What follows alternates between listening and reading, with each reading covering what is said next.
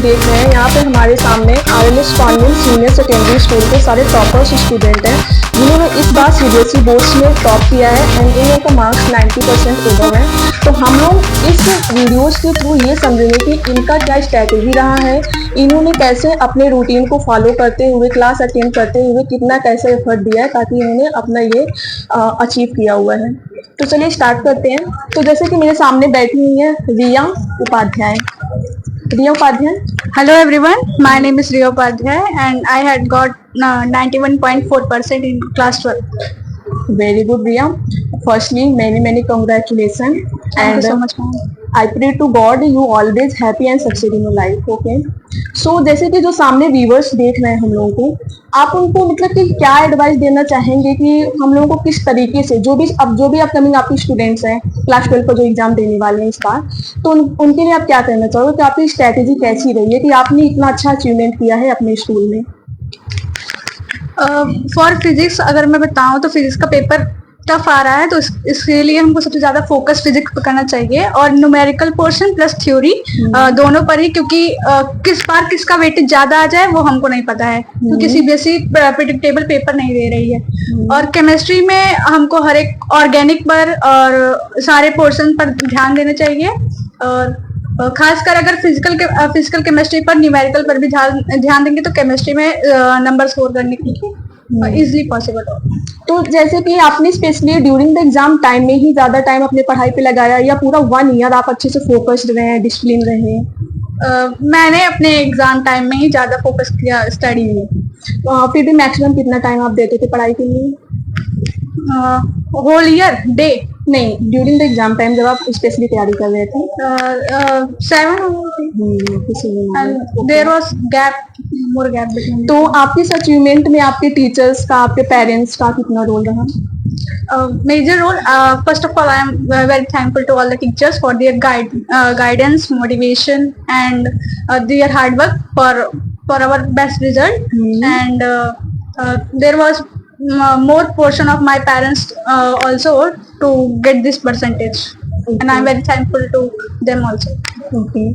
Okay. So next, जैसा कि आप देख रहे हो, what is your name, बेटा? Ma'am, my name is Anupriya Singh and I had got 95.4% in class 12. Wow, very congratulations, बेटा. Thank you, ma'am. तो आपकी स्ट्रेटेजी क्या रहेगी पढ़ाई के लिए? मैम सबसे पहले तो कॉन्सेप्ट क्लैरिटी पर फोकस करना है, फिर उसके बाद क्वेश्चन सॉल्व करना है, फिर पीवाईक्यू लगाना है बस, और रिवीजन करना है सबसे इम्पोर्टेंट।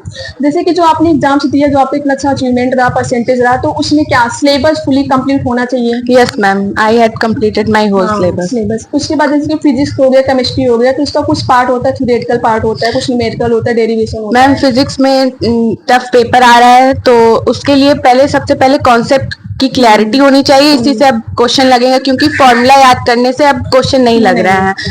क्योंकि इस बार का भी यही था, पेपर बहुत हार्ड आया था, मतलब कॉन्सेप्चुअल आया था।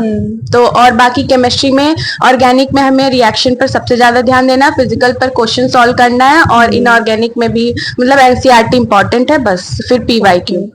और जैसे कि हिंदी और इंग्लिश में क्या कैसा था? हिंदी और इंग्लिश में मतलब बस बुक चैप्टर पढ़ लो अच्छे से, फिर उसके बाद क्वेश्चन, बस उससे ज्यादा कुछ नहीं। जैसे कि बहुत बच्चे डाइवर्ट रहते हैं, बोलते हैं कि क्या एनसीईआरटी इनफ है आपके board examination point of view से? मैम एनसीईआरटी इनफ है, सीबीएसई मतलब बोर्ड के लिए तो एनसीईआरटी इनफ है हर चीज के लिए। और फिजिक्स के लिए एक्स्ट्रा क्वेश्चन सॉल्व करना पड़ता है, बाकी पूरे एनसीईआरटी मतलब इन टेक्स्ट क्वेश्चन और एक्सरसाइज क्वेश्चन सॉल्व कर लो, उतना बहुत है। ओके, आपके टीचर से क्या रोल? मैम टीचर्स, मैम सबसे पहले तो उन पे बिलीव होना चाहिए और पूरे साल उनकी गाइडेंस, हर चीज उन पे पूरा फॉलो करना चाहिए। Teachers, parents very important. Thank you ma'am. आप रेगुलर थी क्लासेस में? Yes ma'am, regular. बाहर से कुछ कोचिंग वगैरह अटेंड किया था? नो मैम, ओनली स्कूल और सेल्फ स्टडी। कभी मतलब कोई टॉपिक मतलब कुछ डिफिकल्ट लगा और तो कभी मोबाइल से, वरना सारे टीचर्स और नोट्स उनका बस। Okay, thank you ma'am. Hello everyone. What is your name, beta? Ma'am, my name is Aradhya Upadhyay and I scored 87.8% in my 12th boards. आप क्या बताना चाहोगे, जो भी स्टूडेंट्स आपको देख रहे हैं, आपका जो इतना अच्छा अचीवमेंट है, तो आप उसके लिए क्या कहना चाहेंगे? मैम सिलेबस टाइमली कंप्लीट करें और plus revision practice, question practice is very important, क्योंकि सिर्फ थ्योरी और न्यूमेरिकल्स मतलब फॉर्मूला ये सब रट के अब हमारा पेपर नहीं होगा, क्योंकि सीबीएसई अब पेपर अच्छे लेवल का बना रही है और उसने अपने पैटर्न को चेंज भी किया है। तो हमें उसके हिसाब से पैटर्न को देखते हुए उस अकॉर्डिंग बीवाईक्यूज वगैरह से आइडिया लेकर उस अकॉर्डिंग प्रिपेयर करना पड़ेगा हमको, जिससे अगर अच्छा मार्क्स स्कोर करना है तो। जैसे कि फिजिक्स में क्या ज्यादा इम्पोर्टेंट रहता है? फिजिक्स में हमेशा से तो डेरिवेशन बोल रहे थे, इस बार तो ऐसा कुछ नहीं दिखा, एकदम पूरा ही चेंज दिखा। तो ऐसा कुछ important, whole syllabus is important ma'am, we can not lift anything. So सब कुछ numerical derivation, numerical derivation formulas आप याद करते रहें, मतलब एक साथ ना याद करें, आपके पास पूरा साल भर का टाइम है, थोड़ा थोड़ा डेली फॉर्मूलाज देखिए जिससे वो माइंड में रहे। एटलीस्ट आपको कुछ नहीं, अगर आप फॉर्मूला भी लिख देंगे तो स्टेप मार्किंग में आपको नंबर मिलेगा, वो बहुत हेल्प जैसे करेगा। केमिस्ट्री में किसका ज्यादा स्कोप था, फिजिकल या ऑर्गेनिक, इनऑर्गेनिक? मैम ऑर्गेनिक से ही, ऑर्गेनिक से क्वेश्चन हमेशा से ज्यादा आते हैं और वो थोड़ा हार्ड भी लगता है, तो उसके लिए भी यही रिवीजन ही बेस्ट होगा। तो जैसे कि आपने पूरा 1 ईयर एकदम कंसिस्टेंसी डेडिकेशन बनाए रखा, या केवल एग्जाम के टाइम स्पेशली आप फोकस्ड हुई? मैम साल भर तो कंसिस्टेंसी बनाए रखना वो है, लेकिन एग्जाम टाइम में क्या होता है कि अब लगता है हाँ पढ़ना है अब, तो उस टाइम पे भी ज्यादा मतलब लास्ट टाइम पे जो पढ़ो वो मतलब रहता है। बाकी साल भर तो इम्पोर्टेंट ही है, लास्ट मोमेंट पे 12th में तो नहीं हो सकता कि लास्ट मोमेंट आप पढ़ के कुछ भी कर लो। ओके बेटा, बहुत बहुत धन्यवाद। Okay, thank you ma'am. Hello, I'm Ayushman Singh. I scored 80.4% in 12th board. आप अपनी स्ट्रेटेजी के लिए क्या कहना चाहोगे? आपने कैसे तैयारी की, कितना मेहनत किया, कितना टाइम लगाया ना कि आपने इतना अच्छा अचीवमेंट किया है अपने क्लास में? मैम टाइमिंग पे उतना ध्यान नहीं देना चाहिए, मतलब जितनी देर पढ़ें उतनी देर हाँ, जैसे अच्छे कि से बच्चे पढ़ना होते हैं चाहिए। टाइम टेबल बनाते हैं, बोलते हैं इतना टाइम टेबल, इतने घंटे से इतने तो घंटे कोई पढ़ना भी टाइम टेबल आज तक कोई फॉलो कर नहीं पाता है। हाँ, ये बात तो एग्जैक्टली सही है। तो जितना देर पढ़ें अपना अच्छे से पढ़ें, उतनी देर पे ध्यान से पढ़ें और कहीं मतलब ना कहने मतलब जितना आप पढ़ो एकदम फोकस्ड होके पढ़ो, अदरवाइज ना पढ़ो, पढ़ो तो अच्छे से पढ़ो। कॉन्सेप्ट क्लैरिटी पे ज्यादा ध्यान देना चाहिए। और इस बार से मतलब कुछ पैटर्न, मतलब कुछ पिछले साल से पैटर्न चेंज हुआ है, तो टीचर्स बता रहे थे इम्पोर्टेंट क्वेश्चंस, तो वो उससे अब फायदे नहीं होने वाले हैं। जैसे कि जो प्रीवियस ईयर क्वेश्चन पेपर थे, क्या वो हेल्पफुल थे आपके एग्जाम के लिए? मैम उससे क्वेश्चन का थोड़ा पैटर्न पता चलता है, लेकिन अब चेंज कर देगा पैटर्न, तो आपको हर चीज के लिए प्रिपेयर रहना चाहिए। तो उस कभी भी चेंज कर सकता है, उसके हम लोग कोई गारंटी नहीं ले सकते, बस हम अपना पढ़ सकते हैं। तो 1 ईयर है, 1 ईयर में अपना पढ़ेंगे आराम से। तो आपके इस अचीवमेंट के लिए आपका कोचिंग, आपने बाहर से कोचिंग अटेंड किया था कि आपका स्कूल ही एनफ था? मैम स्कूल ही था, बीच में मतलब थोड़ा देख लेते थे वीडियो ऑनलाइन। मतलब ऑफलाइन कोचिंग से आपने नहीं अटेंड किया? नहीं, ऑफलाइन नहीं किया है, बस ये।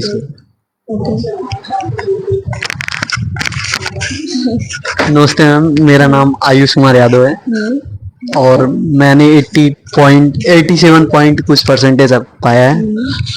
और first of all many congratulation and Thank you, always ma'am. Be achieve your dreams, okay, and fulfil your parents desires. Thank you ma'am. So बेटा, जैसे कि सामने बहुत सारे स्टूडेंट्स आप लोगों का इंटरव्यू वीडियो देख रहे हैं जी, ना? जी। और वो ये जानने के लिए एक्साइटेड है कि आपका जो इतना हाईएस्ट स्कोर आपने अपने स्कूल में पाया हुआ है, उसके लिए क्या आपका एफर्ट क्या था?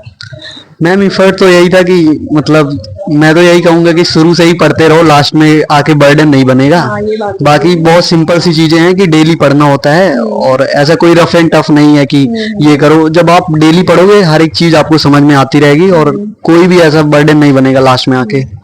जैसे कि जो भी सब्जेक्ट आपने तैयारी किया, तो उसमें रिवीजन का क्या रोल था? रिवीजन बहुत ही मतलब महत्वपूर्ण रोल अदा करता है वहाँ पे, क्योंकि अगर रिवीजन ही नहीं करें तो कितना भी पढ़ लो वो चीज काम ही नहीं आने वाली है। क्योंकि माइंड है, बहुत सारी चीजें ऐसी, वैसे भी बच्चे आजकल रील वगैरह में देख के बहुत सारी चीजें ऐसे दिमाग में जा रही हैं, बट वो तभी सेट होता है जब आप रिवीजन करते हो, बार बार वही सेम चीज पढ़ते हो, तभी वो सेट होता है। आपके स्कूल का क्या रोल था? क्या मैम? आपके स्कूल का क्या रोल था? स्कूल का बहुत बड़ा रोल है। यहाँ पे शुरू से ही पढ़ा हूँ, तो यहाँ से जो भी सारी चीजें मैं आज समझ पा रहा हूँ वो स्कूल की ही देन है। क्योंकि जैसे कि हम आपसे स्पेशली ये जानना चाह रहे हैं कि जो आरएलएस कॉन्वेंट सीनियर सेकेंडरी के जो भी सब्जेक्ट टीचर्स हैं for the class 10th and 12th student, क्या वो इनफ है? बिल्कुल आपके enough बोर्ड है। एग्जामिनेशन पॉइंट ऑफ प्रिपरेशन के लिए, बिल्कुल या enough आपको है। अलग से भी नीड पड़ती है कि हमें और अलग टीचर्स की रिक्वायरमेंट हो सकती है? नहीं, अगर आप फॉलो कर रहे हैं एक ही टीचर को फॉलो करें, और जो बच्चे ये कहते हैं कि स्कूल से पढ़ाया हुआ नहीं आया या ऐसा कुछ कहते हैं, किसी भी टीचर के ऊपर ब्लेम करते हैं, वो पहले तो ये बोलें कि क्लास में जब पढ़ा रहे थे तब आप कहाँ थे, उस टाइम पे आपको उनके ऊपर शक करना चाहिए था या पूछना चाहिए था। ऐसे करके किसी भी टीचर के ऊपर प्योर बिलीव करिए और उसे फॉलो करके फोड़ दीजिए कोई भी एग्जाम। ओके, जैसे कि आपका फिजिक्स केमिस्ट्री में कौन से पोर्शन ज्यादा आते हैं इस टाइम बोर्ड्स में? मैम सभी इक्वल वेटेज रखते हैं। इक्वल वेटेज है। यस, सभी इक्वली मैटर करते हैं, कोई एक स्ट्रॉन्ग करके ऐसा कुछ। कितने घंटे आप पढ़ाई के लिए देते थे? मैम ऐसा कोई घंटे नहीं थे, मैं तो ऐसे ही मजे में पढ़ता था, आ गया जो आना था। कहने का मतलब पढ़ाई के साथ साथ, पढ़ाई का मतलब एंजॉयमेंट वे में पढ़ना चाहिए। पूरा एंजॉयमेंट करके पढ़े हैं। नहीं, कुछ बच्चे होते हैं ना कि एग्जाम के टाइम एकदम सीरियस हो जाते हैं, उसके बाद कुछ तो ऐसा होता है कुछ तैयारी नहीं करते। मैम मैं सीरियस होता था तो बहुत ज्यादा पैनिक हो जाता था, और उसके चलते मैं पढ़ नहीं पाता था, और इसी कारण मैं इतना ज्यादा सीरियस होके नहीं। ओके, बहुत बहुत धन्यवाद, क्योंकि आपको सामने जो भी व्यूअर्स देख रहे हैं उससे आप लोगों के वीडियो से बहुत ही ज्यादा मोटिवेशन ओके। मिलेगा, और स्पेशली उनको स्ट्रेटेजी भी पता चलेगा कि क्या करना चाहिए, क्या नहीं करना चाहिए, क्या फॉलो करना चाहिए ना, क्योंकि स्टूडेंट ma'am. लाइफ में क्या है, आपसे सबसे अच्छी आपकी पढ़ाई होनी चाहिए। जी, okay, thank you. Hello everyone, my name is Salvi Shukla और मैंने 81.4% गेन किया है 12th बोर्ड में। सो बेटा, जैसे कि आपने जो इतना हाईएस्ट स्कोर गेन किया हुआ है अपने स्कूल में, तो इसमें आप एग्जाम के टाइम में ही फोकस थी या पूरा 1 ईयर आपने अच्छे से पढ़ा हुआ है? क्या कैसा आपका स्ट्रेटेजी रूटीन रहा है कि आप इतना अच्छा मार्क्स आपने स्कोर किया? मैम वैसे तो बोलूँ तो लास्ट टाइम में जो होता है वो ज़्यादा इम्पोर्टेंट होता है, क्योंकि अगर आप तब भी नहीं पढ़े फिर बेकार ही है। एक साल पढ़ के भी अगर लास्ट टाइम में आप अच्छे से नहीं पढ़ रहे हैं तो फिर वो बेकार ही हो जाएगा। और मैं पर्सनली प्रेफर करूंगी कि अगर आपको केमिस्ट्री का ऑर्गेनिक स्ट्रॉन्ग करना है तो आप 11 से ही फोकस करिए, क्योंकि 11 से ही हमारा जो हम मीट करते हैं ऑर्गेनिक को रियल लाइफ में, वहां से अगर हम ऑर्गेनिक पे ज्यादा ध्यान देंगे तो 12th में आकर के हमको फिर उतना प्रॉब्लम नहीं होगी ऑर्गेनिक पढ़ने में, समझने में। और फिजिकल और इनऑर्गेनिक जो होता है वो तो हम फिर भी थोड़ा कर लेते हैं, पर ऑर्गेनिक में हम बहुत ज्यादा फंस जाते हैं। तो अगर हम स्टार्टिंग से ही प्रैक्टिस करेंगे तो बेसिक हमको जब हमारा क्लियर रहेगा तो हमको ज्यादा प्रॉब्लम नहीं होगी सब्जेक्ट को पढ़ने में अच्छे से। जैसे कि एग्जाम टाइम में आप जब एग्जाम टाइम एकदम आप लोगों के पास में आता है तो उस टाइम आप लोग क्या करते हो? रिवीजन करते हो कि प्रैक्टिस करते हो? ज्यादा किस पे आप लोग ध्यान देते हो? अगर हमने पहले से कोर्स खत्म कर रखा है तो रिवीजन ठीक है, नहीं तो फिर पहले हम कोर्स को खत्म करने के साथ साथ जो हम पढ़ रहे हैं उसका डेली रिवीजन वो बहुत जरूरी है। नहीं तो फिर जैसे कि आपका जो सेल्फ नोट्स होता था स्कूल से जो नोट्स बनवाए जाते उससे होता था, या आप प्रीवियस ईयर क्वेश्चन पेपर भी सॉल्व करते थे? मैम दोनों आप सॉल्व करते हाँ, थे? वो आपके ऊपर है कि मतलब आप कितने टाइम किसको दे रहे हैं, किसको दे रहे हैं वो चीज मोस्टली। मोस्टली। पूछा जाए फिजिक्स, केमिस्ट्री, बायो या मैथ में किसमें मतलब ज्यादा टाइम देना चाहिए? मैं बोलूंगी कि इक्वली सबको, इक्वली सबको। मैथ, क्योंकि मैथ भी बहुत बच्चों का कोई फेवरेट सब्जेक्ट होता है ना, और फेवरेट सब्जेक्ट में वो ज्यादा टाइम नहीं देते क्योंकि उनको इजीली सब कुछ समझ में आता है। नहीं, ऐसा नहीं है तो फिर ये आपके अंदर ओवर कॉन्फिडेंट आ जाएगा, तो उससे आप उस सब्जेक्ट में कम भी ला सकते हैं। कम भी ला हमें हमेशा मतलब ऐसा है इक्वली देखना चाहिए सबको, कि ये नहीं कि आप अपने जूनियर्स को क्या कहना चाहेंगे? मैं यही कहूंगी कि आप 11 से फोकस रहिए तो आपके लिए बहुत इजी होगा 12th को पार करना। ये बात है। नहीं तो फिर आपको थोड़ा प्रॉब्लम तो होगा ही 12th में आके कि मैं कैसे करूं, क्योंकि मैंने ऐसा फेस किया है, तो फिर इसलिए मैं पर्सनली यही गाइड करूंगी कि आप 11 से फोकस करिए सब्जेक्ट पर। तो जैसे कि पढ़ाई का बेस्ट टाइम क्या होता है ये बता दीजिए, जैसे कि मॉर्निंग में, नाइट में, इवनिंग में? मैं तो बोलूंगी कि आपका जब मन कर रहा है दिल से पढ़ने को वो आपका बेस्ट टाइम, वही बेस्ट टाइम है। हाँ, ऐसा कोई मतलब है नहीं कि आप रात में ही पढ़ो जब सब सो रहे हो। डिस्ट्रैक्शन भी होती है, ऐसा नहीं है कि रात में बगल में कोई सो रहा है तो हम भी सोने लगते हैं फिर, या अकेले ही बैठे हैं तो भी हम नींद आने लगती है। तो जब आपका मन करे, दिल से आपका मन करे कि नहीं मुझे पढ़ना है या मेरा पढ़ने का मन है, तो आप पढ़ो, कोई टाइम नहीं आप है कोचिंग भी करते थे? नहीं, कोचिंग तो नहीं थी, स्कूल, ओनली स्कूल। ठीक है, स्कूल के ही से ही है जो है। Okay, thank you ma'am. Thank you. Hello ma'am, my name is Tanisha Gupta. I scored 84.2% in class 12th. Okay, सो बेटा आपका जो स्कोर रहा है इसमें आपने क्या मतलब आपकी कंसिस्टेंसी या डेडिकेशन अगर बात करें, और जैसे कि एक्स्ट्रा आपने क्या कुछ ऐसा अलग किया कि आपने इतने अच्छे मार्क्स स्कोर किए हुए हैं?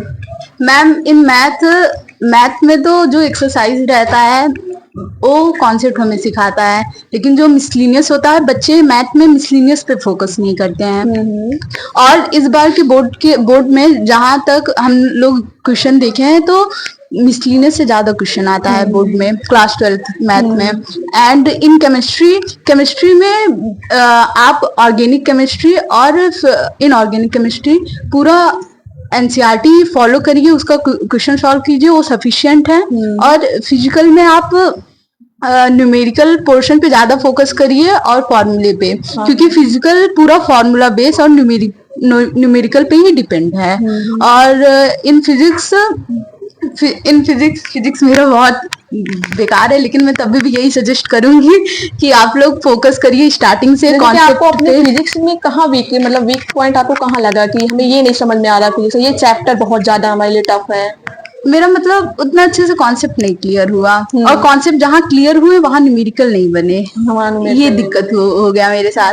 और मैं बस यही गाइड करूंगी सबको कि मतलब 11th अपना मत बर्बाद करो, 11th से ही फोकस करो, क्योंकि 11th के 50% आपको क्लास 12th में मिलते हैं। और केमिस्ट्री का तो मेन पूरा 11th से ही जुड़ा हुआ है। क्या होता है, थोड़ा लाइटली लिए रहते हैं, 11th से ही फोकस नहीं रहते हैं।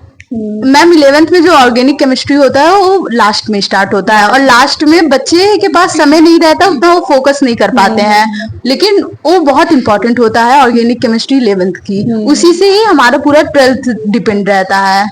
बस यही है कि मतलब प्रैक्टिस करिए, पीवाईक्यू सॉल्व कीजिए, मिसलिनियस सॉल्व कीजिए, टीचर पे ब्लाइंडली विश्वास कीजिए, तो आपका सब हो जाएगा। पेरेंट्स का आपके क्या रोल था? मैम पेरेंट्स का तो मेरे बहुत रोल था, मेरी मम्मी का बहुत ज्यादा रोल था मेरे लाइफ में।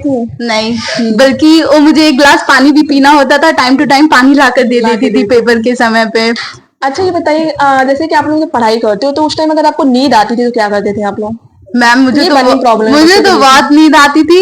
मैं क्या करती थी, जब जितना देर मुझे पढ़ना होता था मैं पढ़ लेती थी, और फिर जब मुझे नींद आती थी मैं अलार्म लगाकर सो जाती थी, या मम्मी से बोल देती थी मम्मी मुझे 1 घंटे बाद 2 घंटे बाद उठा दीजिएगा, तो मम्मी उठा देती थी। फिर तब माइंड फ्रेश कर चाय पीकर फिर बैठ जाती थी पढ़ने के लिए। Okay, thank you ma'am.